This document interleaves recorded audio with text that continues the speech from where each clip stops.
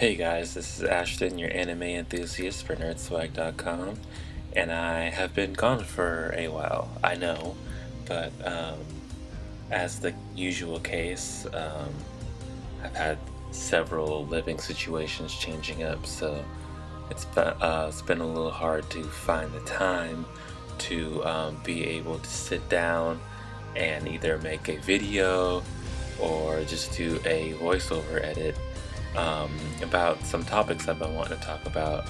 I don't really have the alone time to be able to jump into this kind of stuff, but luckily I've found a night to get this done, and I should be able to put out more content here pretty soon. But just hang with me in the meantime. I'm going to be here talking about anime. I have a couple of reviews I need to write for our website, and probably do some video reviews for those also as well. And but today I am just here to talk about a few topics, or actually a couple topics that I've been wanting to talk about in a podcast format style. I might start doing these a little bit more often. They're a little easier to do because I can just do these on my phone, on my break or something. So I definitely have a lot more time to do these type of things as opposed to videos. But now that we got the introductions out of the way, I definitely wanted to talk about a few big things that happened this year, or actually only two, but I guess it could count as more than that. But it was definitely toward the end of the year, and I guess one of them happened in the summer. But today I wanted to talk specifically about the year Dragon Ball had, with the movie Resurrection of Frieza coming out, also Dragon Ball Super being announced, and give you guys a little bit of my opinions on the movie and on Dragon Ball Super so far. Dragon Ball Super hasn't been released yet in the States as a dub, but the sub is being released every Sunday from Japan, and you can just go online and watch the sub release. Secondly, and lastly, I wanted to talk about my opinion of the One Punch Man anime, which came out this year. I believe I talked about that a little bit in the past, but I've also been talking about how I've been reading the One Punch Man manga, and I have really enjoyed that so far. It's definitely something that, even though the anime has come out and done really well, it's still under the radar. So those are the two topics I'm going to talk about today, and let's just jump in to Dragon Ball. Now, Dragon Ball had a pretty big year. One of the highest selling anime movies of all time, with Resurrection of Frieza in the United States and worldwide. And in my opinion, that movie was really good. The animation was on point. There wasn't a whole lot of character build. We did miss out on Goten and Trunks. If you guys haven't seen the movie yet, you can probably go online by now and watch the movie.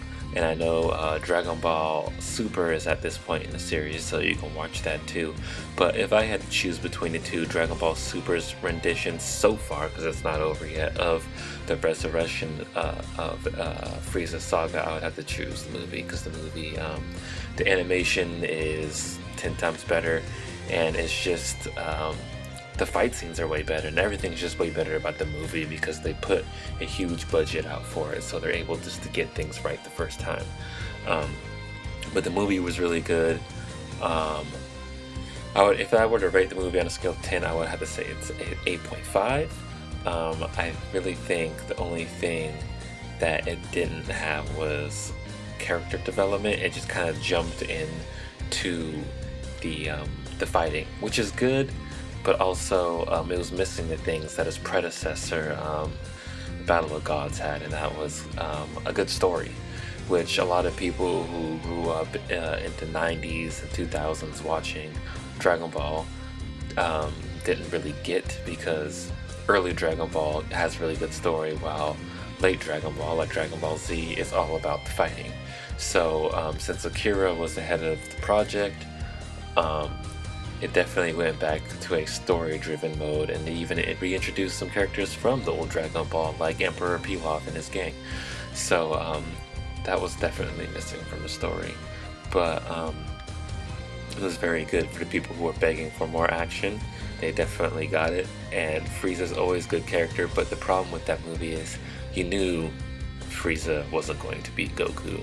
In Battle of the Gods, Goku lost against Beerus, and that brought a whole different level of excitement, and not only to that movie, but for the whole series, because now you're getting to realize that there's even more people out in the several universes that were introduced that are stronger than Goku and Vegeta. So that was definitely something that made that movie great. So that's my gist for Resurrection of F. Very good movie. If you guys are a fan of Dragon Ball, I would definitely suggest you to go see this movie, because it's probably one of the top 3 best Dragon Ball movies, behind, in my opinion, Tree of Might and Battle of Gods. So next is Dragon Ball Super. Now, Dragon Ball Super, if you guys don't know, was introduced over the summer, and we really didn't know exactly what it was going to be. We didn't know if it was going to be a continuation of the series after the 2 movies, or what exactly was going to happen. And even with a synopsis, it still left it kind of hazy and confusing of what exactly it was going to be. But then when it came out, spoiler if you guys haven't watched it, if you guys don't want to hear about Dragon Ball Super, feel free to skip this part. But what it ended up being was just a retelling, which was a pretty big letdown. It was a retelling of Battle of Gods, Resurrection of F, and then they were introducing a new saga for the 3rd entry of it, called the Universe 6 Saga. And they might do more. We don't know exactly the plans for Dragon Ball Super. But as of right now, all we know is that the Universe 6 Saga is the last saga, and that it's where it's at in the manga. In the anime, it's at the Resurrection of F point as of January 1st. But my opinions on I'll start off with the anime. My opinions on the anime so far is very, very, very mediocre. The animation, Toei is notorious for this. I mean, these are the same people who made Dragon Ball GT, but they're notorious for having bad animation. I believe they also do Toriko, and if you watch Toriko, I don't, but I've seen clips, the animation is horrendous. But the good thing about this is, when they bring this to Blu-ray, they go back and do touch-ups of the animation, and I can guarantee you that is going to be what gets released in the States, is the Blu-ray version. Now, the touch-ups still aren't even that good. They're better than what they were, but it's still not good. And I really don't get this, because with a series of any sort as big as Dragon Ball, you would think their budget would be pretty huge, and for some reason it's not. And so they aren't hiring a big studio like the Madhouse that did One Punch Man anime, which I'm going to get to in a little bit. But if they would have had somebody like Madhouse do this, or whoever they got for the movies to do the actual anime adaptation, then it'd be great. It'd be really awesome to watch, but it's really hard to watch, for one. And 2, I already know what's going to happen since I've seen the movies, so that makes it even harder to watch. So in my opinion, they should have just came out with a 3rd movie. That would have probably raked them in a lot more money. I know they probably wanted to bring in more of an audience for the series by doing a TV show, but at the same point, you're also ruining the integrity of the series by making it look like crap with really bad animation. And there's a lot of plot holes in Dragon Ball Super. There was more introduced in Dragon Ball Super than in the actual movies. And the movies had plot holes, which you could kind of let go, but the actual anime series, huge plot holes. Huge plot holes. I can give you guys a few examples. In the Resurrection of Resurrection of Frieza saga, Krillin for some reason is scared to fight Frieza soldiers when he can, for one, sense their power level, and two, it's a Frieza soldier. Why would you think that they're strong? They have little guns for like energy rays strapped to their arms, so they can't even control their own ki properly. So, and yeah, it's just like, why would he be afraid of that? That doesn't make any sense. Two, you also have the character of Gohan, which I know I've been pretty notorious for standing up for him, but in this sense, he only hasn't trained for about 2 to 3 years in between the Buu saga and this saga, and he finds it hard in this series to hold on to his Super Saiyan form when he didn't train for 7 years in between the Cell and Buu saga, and he was able to turn Super Saiyan 2 pretty easily and hold it without any complaints. I mean, he lost a little bit of power, but there's no reason that over a 2 or 3 year span he shouldn't still be very powerful. And given the fact that he shouldn't be able to turn Super Saiyan in the first place, is kind of just, they never really fixed it. They had a lot of opportunities to fix things they messed up in the movies, but then they didn't fix those things, and then they made other things worse. So I don't get, they had the opportunity to make things really great and they didn't. So that's a pretty big disappointment for me, and I'm sure a lot of people out there feel the same way. But hopefully they fix things they're saving all the good stuff for the Universe 6 saga.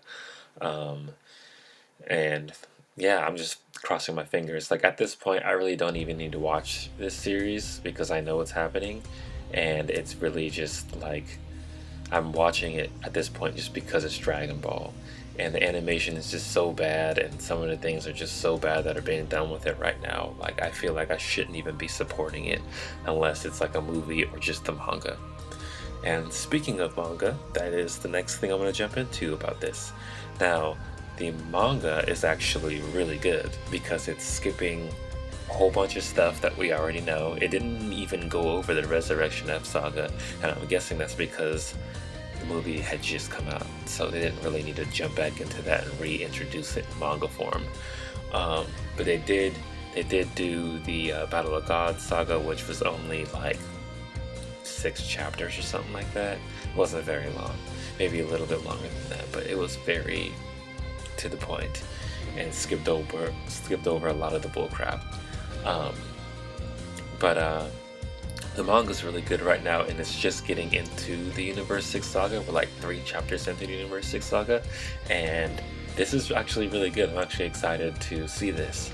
Now, there's a big absence of Gohan, but even though I feel like he should have been included, and a lot of people agree, but it's still good to see it going back to its roots with the character designs that they're bringing back that are way more Dragon Ball-esque, and yeah, it just looks really, really good, and really, it reminds me of a lot of early Dragon Ball.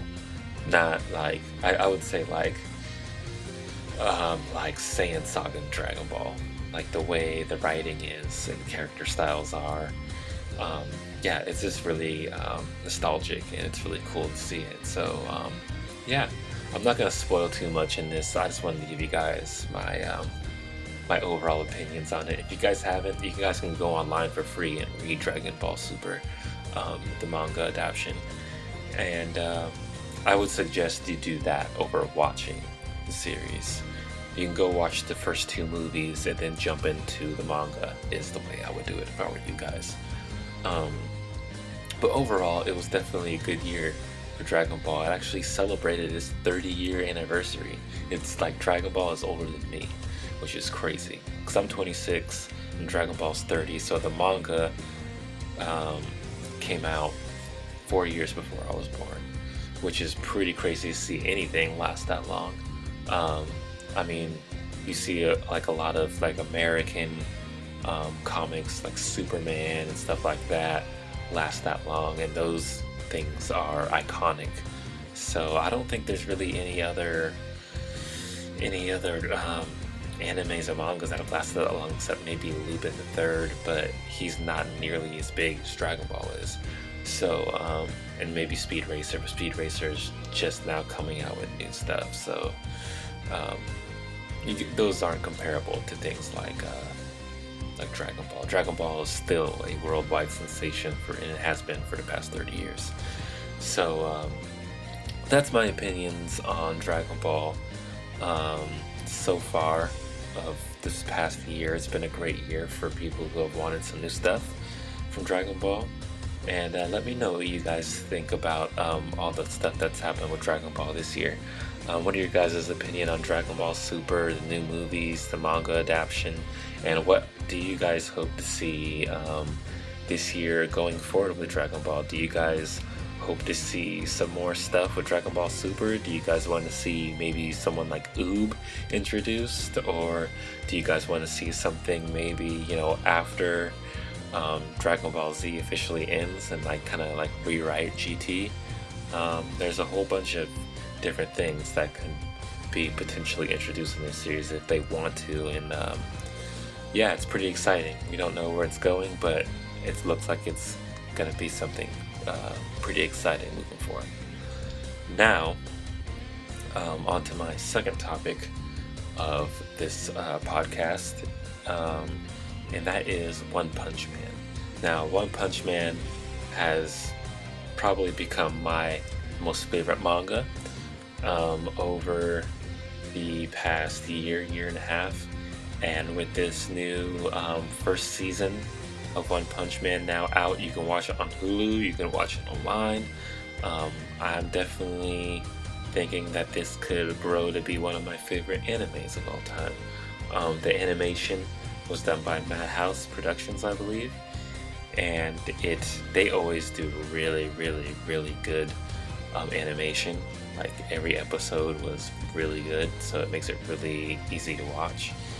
And if you guys aren't familiar with One Punch Man, you'll probably be hooked after the first episode. Not gonna lie, if you guys just go and turn it on and you're an anime fan. It has everything in it. It has action, comedy, suspense, really good animation, so it's really fun to watch. The explosions and all that stuff are really awesome looking. The fighting is really awesome. And the character by the main character, Saitama, who is a hero, is really enjoyable to watch as a main character. He I don't know, he's just a guy that you always root for, and is funny, and it's just like he's kind of not your atypical type of hero.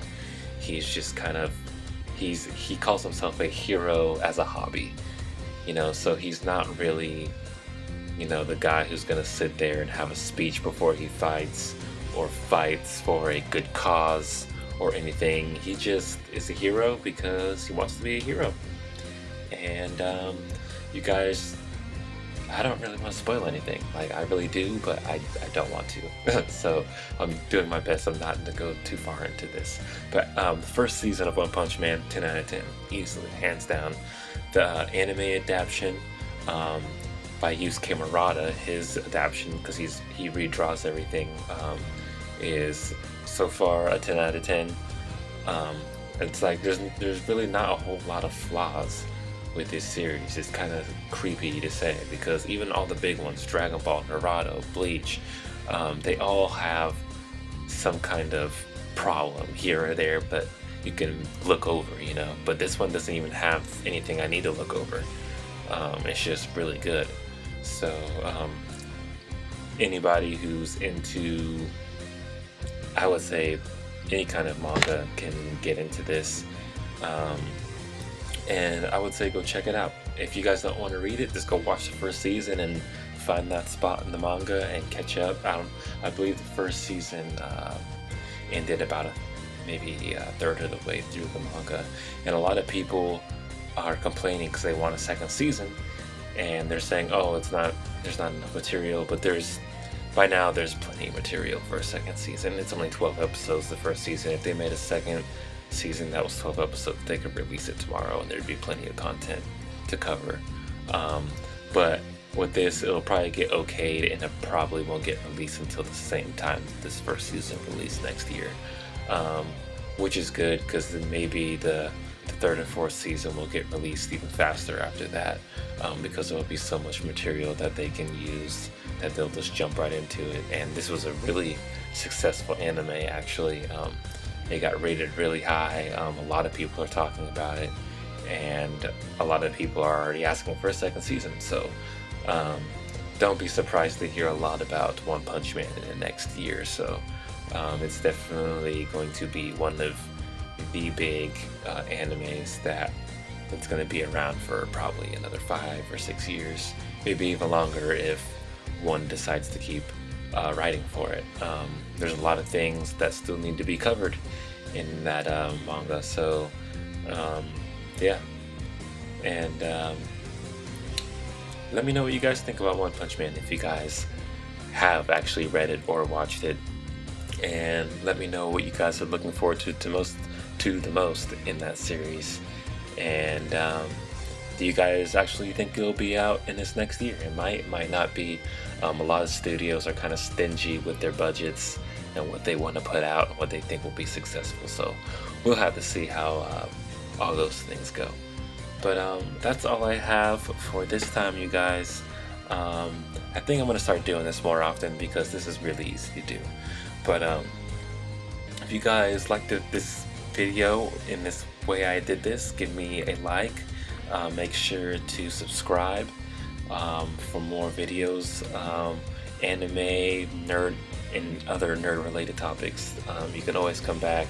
I'm definitely going to be doing a video playthrough for the new Naruto game, which comes out, I believe, in February. I'll also probably be doing one for Uncharted, which is kind of off topic, but I'm a huge Uncharted fan, so when Uncharted 4 drops, I'll be definitely doing a walkthrough of that, and also some multiplayer stuff for that, so be on the lookout for that.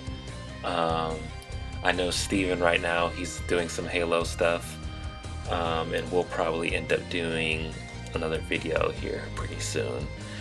But yeah, that's all I got for today, guys. Make sure you come back to our channel, subscribe, like our videos, leave comments and suggestions of what you guys want to hear and what you guys think about our videos. And until next time, you guys, peace.